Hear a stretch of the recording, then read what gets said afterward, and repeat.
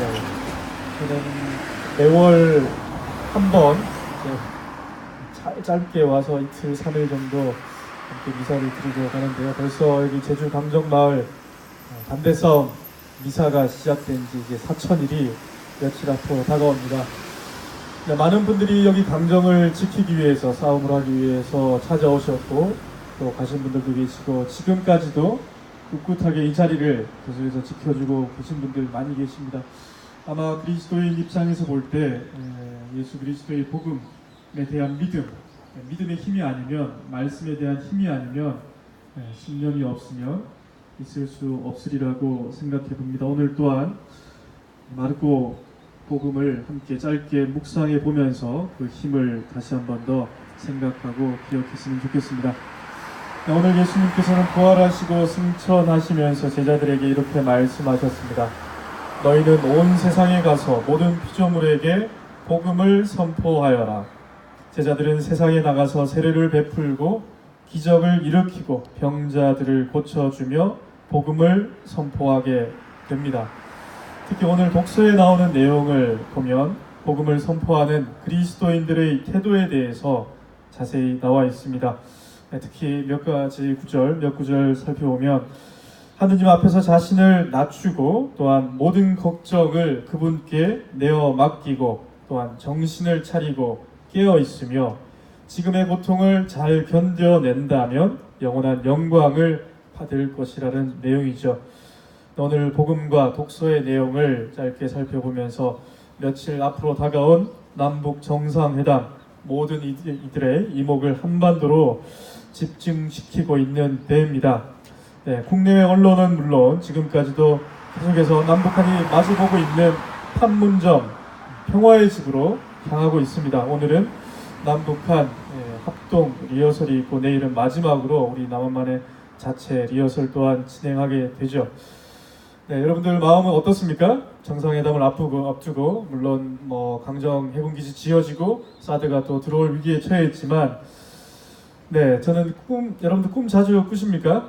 저는 꿈을 자주 꿉니다. 자주 꾸고 그 꿈이 무엇인지 생생하게 기억납니다. 혼자서 얘기할 정도인데 어제 저녁에도 꿈이 생생하게 기억이 나요. 그래서 남북한 정상회담 시작하기 전 제가 옆에 있었습니다.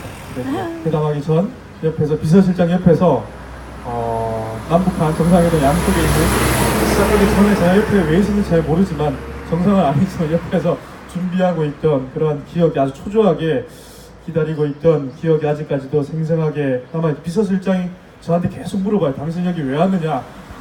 무슨 자격으로 왔느냐? 그런 대답했던 기억이 있습니다. 특히 어제는 남북회담, 정상회담 준비하는 과정에서의 그러한 저의 당황스러워하는 꿈속에서의 모습을 보면서 우리 모두 한반도에 살고 있는 모든 사람들이 이러한 남북 정상회담이 평화의 미끄럼이 되고 여러 국익들이 있는 변수들 가운데서도 공동선을 위해서 자신의 이익, 자국의 이익을 조금씩 양보하는 시간이 되었으면 좋겠습니다. 남북한 통일 관련돼서 기사거리도 많이 나오고 있습니다. 그 가운데서도 어제는 인터넷 기사를 보면서 약간 놀랐습니다. 여러분들 기사를 자주 보시죠? 어떠한 기사냐면 기사 제목이 남북 정상회담을 앞두고 경기 북부 설렌다. 무슨 얘기겠습니까? 부동산. 경기 북부가 왜 설레일까? 거기 뭐가 있지? 생각을 했는데 남과 북의 군사 경계선을 사이에 두고 북한에 접해 있는 최북단 지역 경기 북부, 의정부, 동두천, 파주, 문산 경제적 이득을 취할 가능성이 높기 때문에 3%가량 부동산이 이제 최고치를 기록했다고 합니다. 그것뿐만 아니라 지금 부동산 경기를 보면 제주도 함께 볼 수 있겠죠. 해군기지 건설 전부터 땅 투기를 하는 사람들 몰려들었죠. 현재에도 제2군사공항 건설 계획을 앞두고 국토부가 발표함에 따라서 성산포 일대는 투기꾼들로 몸살을 앓고 있습니다.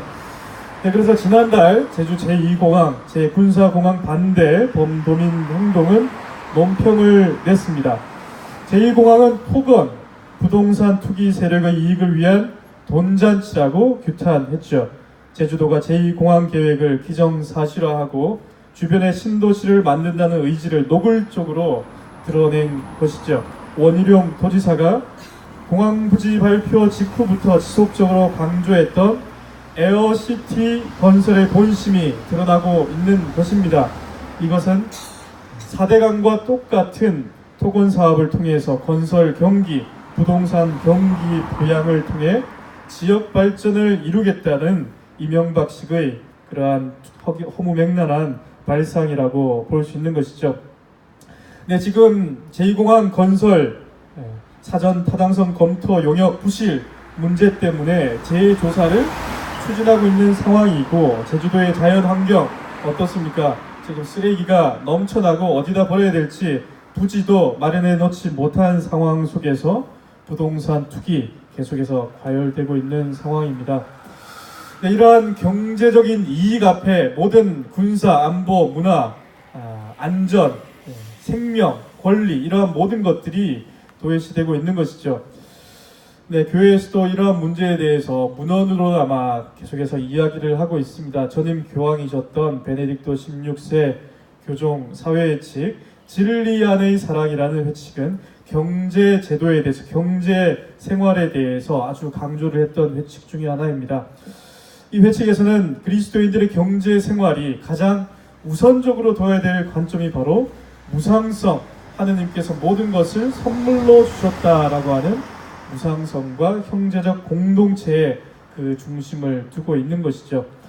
네, 현재 우리나라를 비롯한 세계의 많은 기업들 어떻습니까? 기업이 가장 우선하는 제일 경제 원칙이 바로 이윤 추구라고 우리는 경제학 교과서에서도 배웠고, 경제 생활에서도 가장 큰 목표가 바로 기업들은 이윤 추구라고 알고 있습니다. 특히 한국의 대기업들, 하느님의 무상성이라는 깊은 영성적 의미까지 기대하지 않더라도 공동선에 대한 인식은 전혀 찾아볼 수가 없죠. 네, 공동선을 여러분들, 기업들은 어떻게 이야기하고 있을까요? 네, 연말이 되면 수익의 가장 작은, 극히 작은 부분을 사회에 환원하는 것을 공동선에 이바지하고 있다라고 기업들은 과대 광고를 하고 있죠.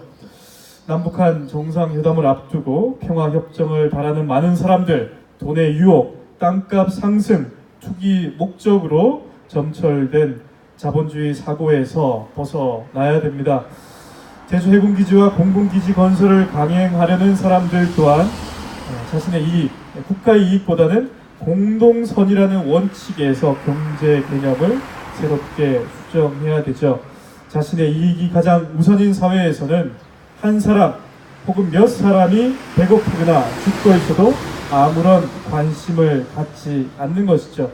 강정마을 부지 입지 선정이 됐을 때 다른 지역에 있는 제주도민들 어떻게 했습니까? 찬성하는 사람들이 많이 있었죠.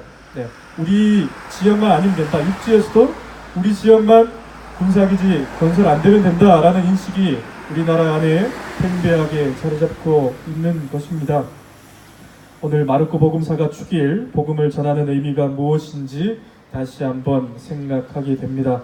복음의 기쁨을 입으로만 전하는 것이 아니라 우리가 살고 있는 정치, 경제, 사회, 안보, 군사, 기지 문제 안에서도 공동성과 무상성이 가장 큰 가치임을 드러내는 것이죠. 거기 앉아있는 우리들은 이 공동선의 의미가 무엇인지 알고 있기 때문에 많은 분들에게 우리가 살아가는 궁극적인 목적은 공동선과 무상성이 가장 큰 인간적인 가치임을 드러낼 수 있도록 해야겠습니다.